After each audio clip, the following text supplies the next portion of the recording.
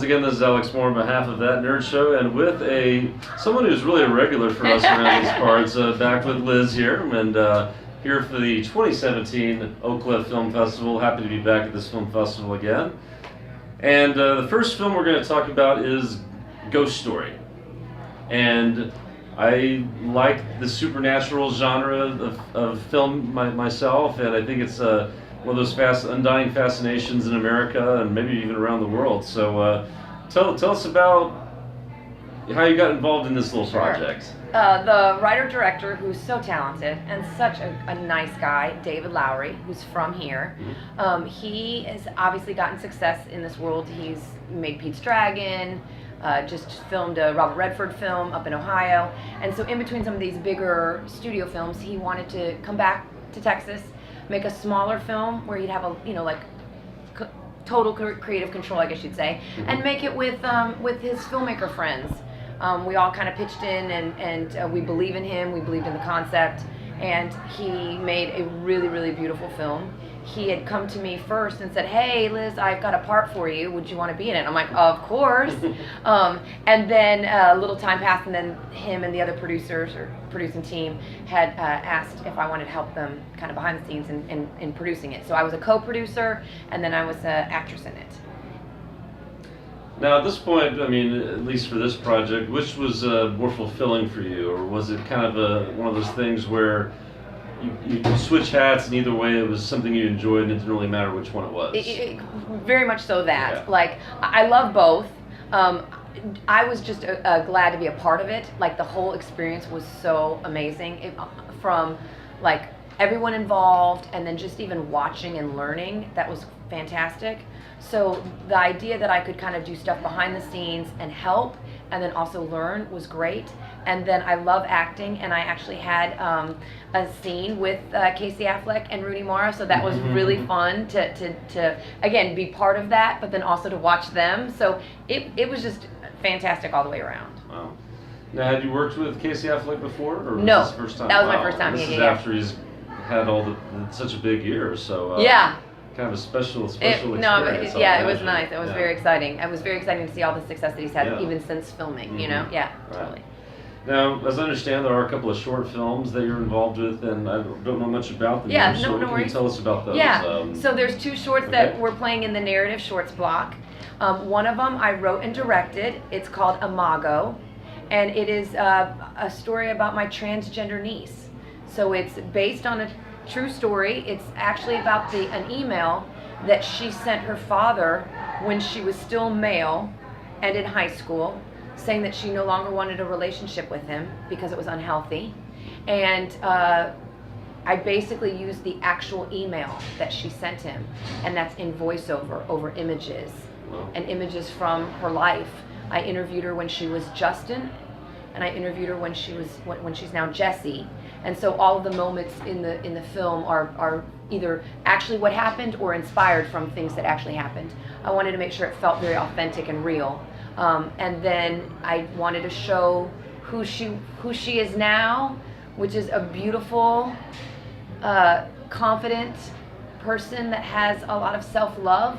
And I feel like she probably wouldn't have gotten there as fast as she had she not stood up to her father, who I think of as kind of an emotional, abusive person, kind of a bully.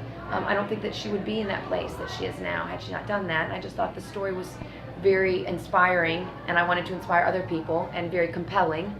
And I was just blown away by both the strength and courage that she had, but also the vulnerability and honesty that she had. She wasn't in the letter or the email. She wasn't like, "Screw you, Dad." She was very much like, "I don't deserve to be treated this way, and I'm not going to stand for it anymore. And this is why." Now, you were telling us a little bit about sort of an experience that you had with this film from a previous screening, I'm guessing it was. No, it was from here. Okay. It was here today. This was earlier today. So yes. Do you mind telling us a little bit about that? Because I think that was an interesting experience that you had. So. I don't even know if I can put into words what it meant to me. So at the screening, there was a transgender youth. His name was Victor, and he's just turned 18. And he had come to the shorts block not knowing what he was going to see. His family's against his transition, and his choices, I guess you'd say. And he said that he was hoping to see some films that could be LBGT themed. He didn't want his family to come with him because of the fact he just wanted to experience them by himself, and he did not know one involved a transgender youth. And so he's like, to see a film that's so true and that was like my story and told in such a heartfelt, sincere, and truthful way, he was like, thank you so much. And I never get to see films like this. There's just not films out there like this. And I was like, oh my God, that's exactly why I made the film, you know? So that just blew me away, and that was great. So it's so great to have people say that they enjoyed the film or that they were moved by it. I mean, I've had people say, oh my God, I cried. But to touch that audience, and that's who I was making it for, just it means the world to me. And then on the flip side, the other short that played in the block is called Mother's Day. James Johnston is the filmmaker. I produced it and acted in it, and he is also one of the members of Sailor Bear, which is the production company that made A Ghost Story. So I worked with him on A Ghost Story. Before working on A Ghost Story, I produced 2 features for James, and I acted in one of them, and that's Mother's Day. And that's like literally under 2 minutes, total comedy, really funny. And I won't give it away, and it's online, so people can go see it online. It's like on Vimeo and YouTube, and it's just a really funny punch, like short with a punchline kind of film. So it's fun to do all these different things, you know, do this little passion project of mine about my transgender niece, then work on this total comedy that's funny and it's completely just entertaining, and then help with a film that is, in my opinion, like A Ghost Story, is just magical and can touch so many people. But it's not dramatic. It's a drama, but it also feels good, and I don't know. It's beautiful. All right. Well, it's certainly. I know. I just love talked it. your ear off. It's wonderful. No, it's the more we get, the better. Really sorry. I feel like it's awesome to hear all this. It's just very exciting. Well, it is very exciting. It's very exciting for to have you, all and these. It's exciting for us too. Aw, So. thank you. And I feel lucky because I'm working with all these different filmmakers in Dallas, in the Dallas-Fort Worth area, and so to help other filmmakers and then them help me. You know, one of the producers on my short film, I just produced his feature, which we shot in November. It's called Jewels of Light and Dark. His name's Daniel Lobbs. Augustine Frizzell is one of my producers.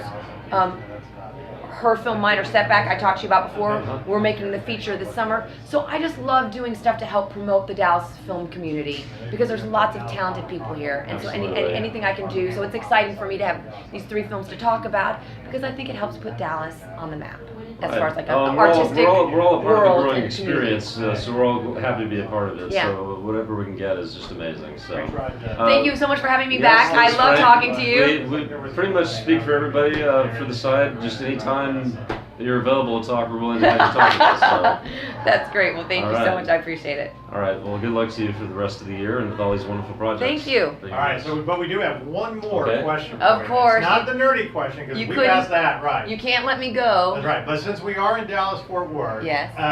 What is your favorite location to film here in Dallas and in Fort Worth? That's a very good question.